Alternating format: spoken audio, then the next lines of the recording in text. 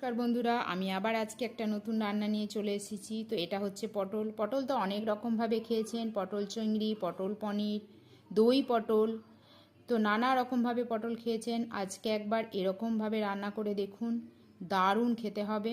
পটলগুলো আমি এভাবে চেঁচে নিয়ে তারপরে আমি সর্ষের তেলে এটা ভেজে নেবো লবণ আর হলুদ দিয়ে।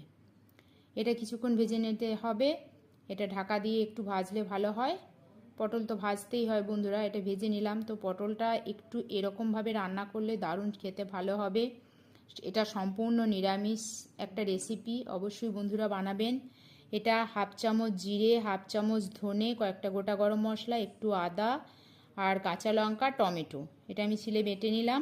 আপনারা মিক্সিতেও বেটে নিতে পারেন বা গুঁড়ো ব্যবহার করতে পারেন, তবে বাটা মশলার স্বাদ আলাদা।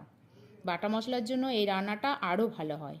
গুঁড়ো মশলা দিয়েও হবে, কিন্তু সেক্ষেত্রেও ভালো হবে। তারপর আলুগুলো আমি এভাবে কেটে নিয়েছি। আলুগুলো সর্ষের তেলে দিয়ে লবণ আর হলুদ দিয়ে ঢাকা দিয়ে দিয়ে ভেজে নিতে হবে।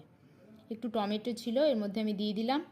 তারপরে যে মশলাটা দেখালাম সেই মশলাটা এখন দিয়ে দিলাম। মশলাটা একটুখানি জল দিয়ে দিয়ে এটা কষিয়ে নিতে হবে, তাহলে কাঁচা গন্ধটা চলে যাবে। এটা আমরা সকলেই জানি। এবার হচ্ছে সে আসল চমক, যেটা দিয়ে আমি রান্না করব, এবং এটা দিয়ে রান্না করার জন্য রান্নাটা এত সুন্দর হয়েছে।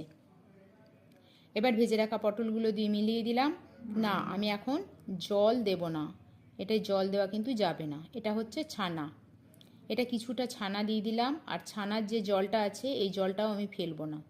ছানার এই জলটা, ছানাটা দিয়ে এরকম একটা ঘোল তৈরি করে নিলাম, একটা স্মুথ ঘোল তৈরি করে নিলাম। যদি এই জায়গায় জল লাগে ছানার জলটাই দিয়ে দেবেন। ছানার জলে প্রচুর ভিটামিন প্রোটিন থাকে, তো ছানার জল ফেলার কোনো দরকার নেই, এটার মধ্যে দিয়ে দিন। আর এমনি জল আমি ইউজ করব না, যদি লাগে ছানার জলটাই দেবেন। তবে সেক্ষেত্রে ছানার জল দিলে কিন্তু একটু মিষ্টি দিতে হবে। ছানার জলটা যেহেতু টক ভাব থাকবে, তরকারিটা টক হয়ে যাবে, তাহলে একটু মিষ্টিটা ঠিক করে দিতে হবে। তারপর বাস 1 চামচ ঘি, গরম মশলা দিলে গরম মশলা এই সময় দিতে পারেন, দারুণ খেতে ভালো হবে। এটা গরম গরম ভাত রুটির সাথে পরিবেশন করুন, সবার ভালো লাগবে এটা রান্না করলে।